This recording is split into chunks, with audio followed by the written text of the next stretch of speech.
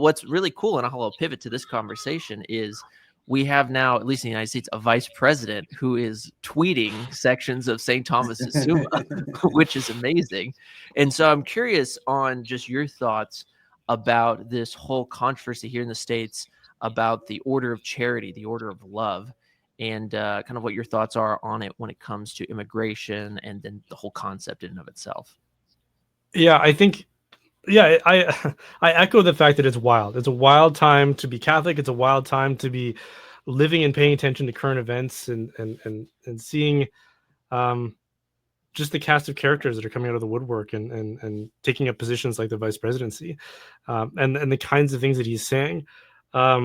It's what I love about it is that it's exposing people to a tradition of thought that they might not have come to at all otherwise, right? And that's the great thing about controversy, is that some people, and Thomism can have this effect. I remember the first time I had read anything by St. Thomas, I remember thinking, like, that doesn't sound Christian at all, right? Like, yeah, exactly. That sounds, especially the metaphysical stuff, it's like, that sounds like hyper rationalist or even kind of pagan or something.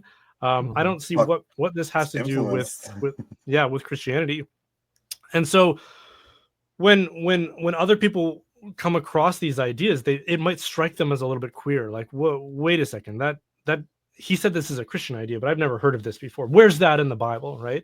Mm-hmm. And then, of course, you might say, well, actually, St. Thomas said this in his Summa, St. Augustine said this in City of God, and then that will hopefully lead people down a rabbit hole. And as they do so, they will start to appreciate this sort of synthesis between faith and reason, right? The Protestant instinct is to say, well, where's that in the Bible? And it's like, well, it's hinted at in the Bible in certain places, but you're never going to get like a step-by-step articulation of these sort of principles, right? And so that's what, for a lot of Protestants, they might intuitively appreciate these ideas, but they're never really going to have that foundation that they can land on and they can appeal to when they're having these conversations. And furthermore, they're always going to be working against that strand of Protestantism that rejects the tradition of reason within the Catholic intellectual tradition, right? Because that was a big part of what Luther was doing, was rejecting scholasticism, rejecting Thomism, rejecting Aristotelianism, right? And just becoming fideists, and faith alone is all we need. The Bible alone is all we need. We can't rely on human intellect and human reason to navigate any of these topics, right? So I'm excited to see Protestants and Catholics sort of rediscover or discover for the first time aspects of this tradition, which again are very intuitive. It's obvious that you look out for those in closest proximity to you and those under your jurisdiction of authority. If I'm a father and my kid, along with 20 other kids, like say my kid's riding a school bus, falls into the river and they're all drowning, which kid am I going to save? I'm going to save my kid. Yeah. That's not immoral. That's not counterintuitive. It makes perfect sense. How do you account for that morally and rationally? Well, we look to St. Thomas to explain that and to reconcile it with the Christian tradition rather than sort of a merely pagan rational sort of approach to it. And you know, this is the problem for a lot of Protestants too, is that you saw on Twitter and elsewhere where this debate was taking place, and even within Catholicism, you had people like James Martin saying, what about the Good Samaritan? And well, I saw Robert Nugent even say it. Robert Nugent, who I like we're friends with Robert Nugent. He has the channel in Ireland, and he even was taken back by it. But to me, it seems like such an easily rational thing to understand that, of course, like, it's a no-brainer. It's easy to love an idea that you never come across.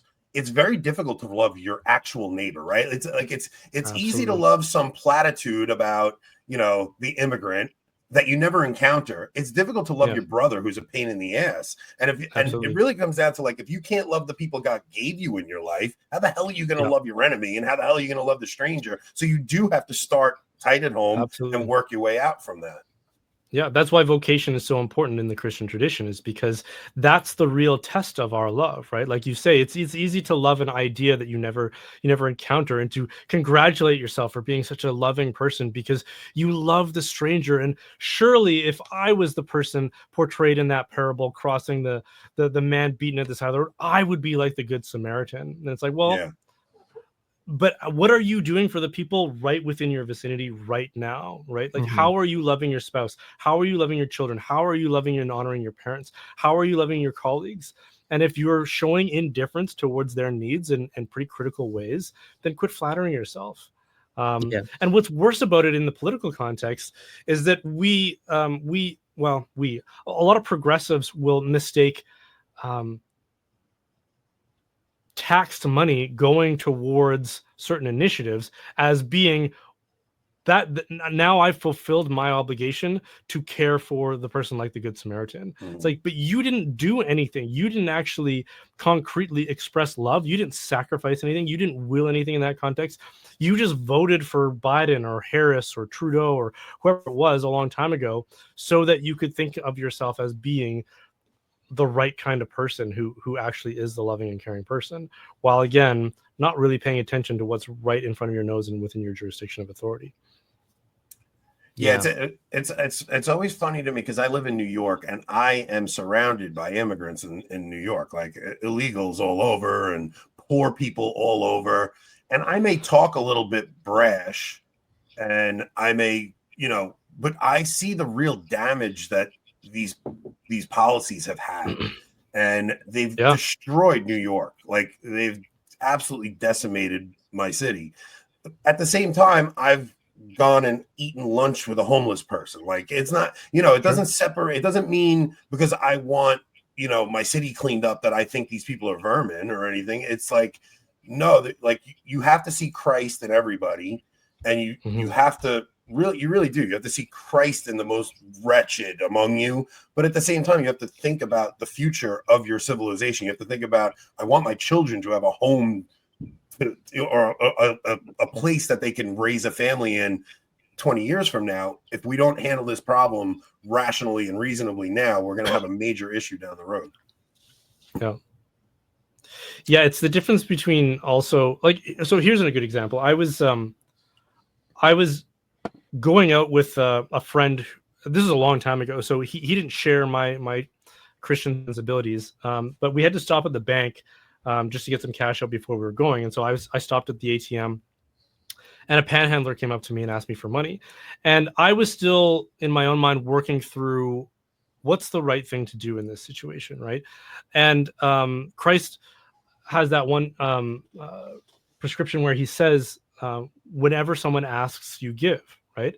And so I took that to heart at that point in my life, and I was like, okay, that's my policy. If somebody asks, I'll just give. And so I handed him, like, all I got out of the bank machine was 20s, and so I handed him $20. And my friend was sort of like indignant and shocked. He was like, what are you doing? That's crazy. And I remember years later, he asked me, like, do you still do that? Do you still give money to panhandlers like that? And I was like, well, sometimes, depending on the situation. But it's a question of, this is my immediate jurisdiction, where I'm being challenged and asked to perform an act of love or to exercise prudence if it says that's not the right thing to do for this person at that time. But I also happen to know that this person always voted socialist, always voted very far left, whereas I would never do that. And so that he simultaneously disapproves of me performing works of mercy when I actually have personally the direct opportunity to do so, but also believes in helping out the poor through, the political machinery of large government. And it's like we need to invert that. I'm not saying that there isn't grounds for us to use our institutions to help people out, but we can't do that, or we can't rely on that and then dismiss ourselves from the obligation to actually love the people that are in front of us and personally perform works of corporal mercy.